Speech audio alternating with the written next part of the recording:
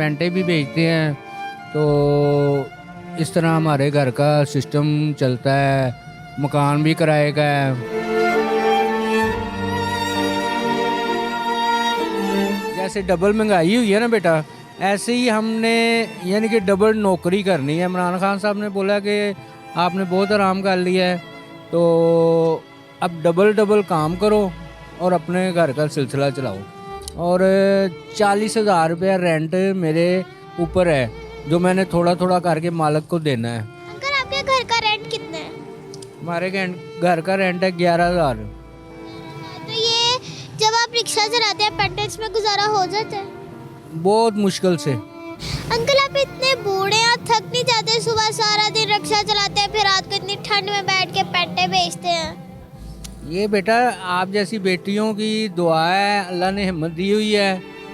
तो अल्लाह ने इतनी हिम्मत दी हुई है, ये आप जैसी ना बेटियों की दुआ है। अंकल रिक्शा आपका अपने है कि किराए पे है? रिक्शा हमारा बेटा किस्तों पे है।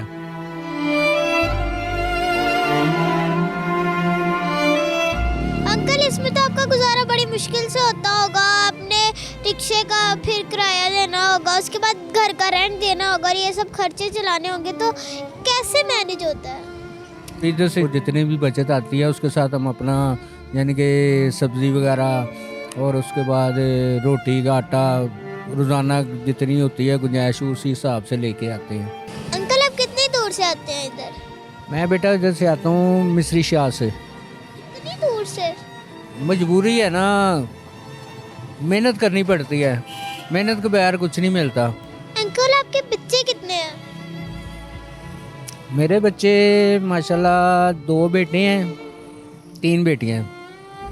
आपने बेटियों की शादी की है? कितनी बेटियों की शादी कर दी हुई है? एक की। तो इसी खर्चे से आपने उनकी शादी की है? ये उनका जहेज़ आज से तकरीबन 10 साल पहले थोड़ा थोड़ा करके जमा किया था। तो वो जहेज़ बना हुआ था, सामान बना हुआ था, इसलिए वो हो गया। लेकिन इस टाइम बहुत मुश्किल है। अगर कोई बंदा यानी कि इस टाइम जो है ना रोटी पूरी कर लेना, तो वो भी बहुत बड़ी गनीमत है। अंकल आप इससे पहले क्या करते होते थे?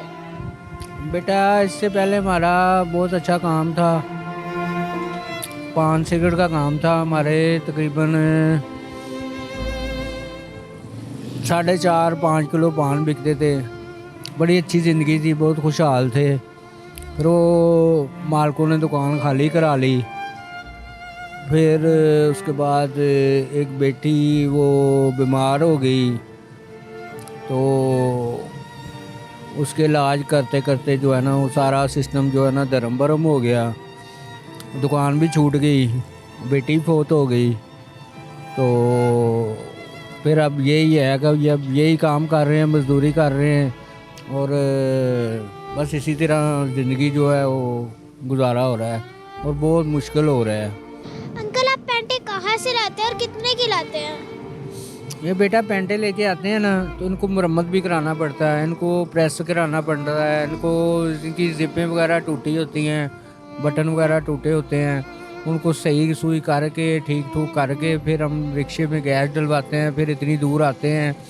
ये जो दुकान वाले हैं उनकी मेहरबानी है, वो हमारे से रेंट वगैरह कुछ भी नहीं लेते हैं। अंकल जैसा कि आप सारा दिन रिक्शा चला के आते हैं तो आप इतने थके होते हैं, फिर आप कभी कभार ऐसा होता है कि आपकी पेंटे ना बिकी हो? हाँ जी, हो जाता है, अक्सर हो जाता है। अगर होता है तो उसमें फिर आप कैसे खर्चा पूरा करते हैं? फिर हम अपने मालिक पे भरोसा करते हैं, अल्लाह पाक हिम्मत देता है। गैस वगैरह रिक्शे के अंदर होती है, इतनी मैं डलवा के लाता हूँ कि आना जाना हो जाए, ताकि किसी से मांगने ना पड़े। तो हो जाता है चांस, कोई बड़ी बात नहीं है, इत्तेफाक हो जाता है। ये इत्तेफाक होता है, यही दुकानदारी होती है। बाद दफ़ा कितनी दफ़ा ऐसा हो गया कि एक पेंट भी नहीं बिकी। अंकल आप व्यूवर्स को इस जगह का एड्रेस बता दें।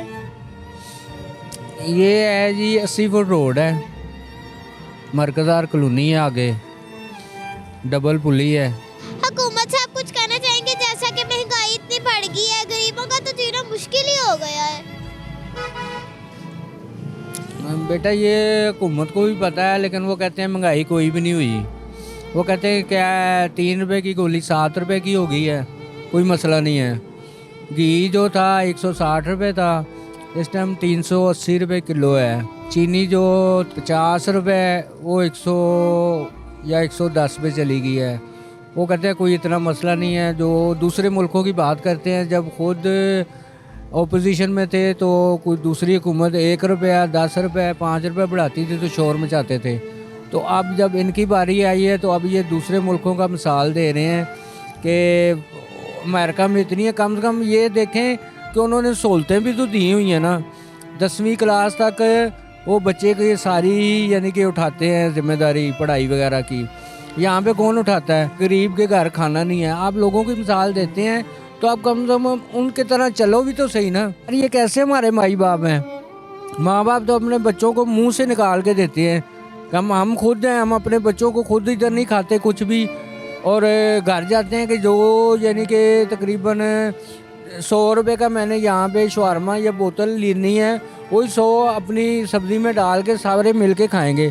माई बाप का तो ये काम है, लेकिन ये बातें करने का फ़ायदा कोई भी नहीं है। उन पे कोई असर नहीं है, किसी के भी ऊपर कोई असर नहीं है। लेकिन गरीब को मार दिया उन्होंने बिल्कुल टोटल पोर पे ना। ये हम जो बेटा काम कर रहे हैं ना, ये हम अपने भरोसे पे नहीं कर रहे हैं, ये अल्लाह के भरोसे पे कर रहे हैं, और अल्लाह ही जो है उसे चला रहा है। अगर हम कहें ना कि हम 1000 रुपया कमा के ले आए तो बहुत मुश्किल है। व्यूअर्स, देखा आपने गरीब बंदे की जिंदगी कितनी ज्यादा मुश्किल है, उनको तो जीना ही मुश्किल कर दिया हुकूमत ने। मेरी हुकूमत से यही गुजारिश है कि प्लीज गरीब बंदे की जिंदगी में कोई सानियाँ लाएं। हर एक इंसान का हक है जीने का, उनसे उनका हक क्यों छीना जा रहा है, मुझे ये नहीं समझ आती। हुकूमत से यही गुजारिश है कि कम से कम महंगाई करें और हर एक इंसान का ख्याल रखा करें। यही थी मेरी आज की वीडियो। अगर अच्छी लगी है तो लाइक कीजिए, शेयर कीजिए, हमारा चैनल और इस चैनल को सब्सक्राइब कीजिए। अल्लाह हाफिज।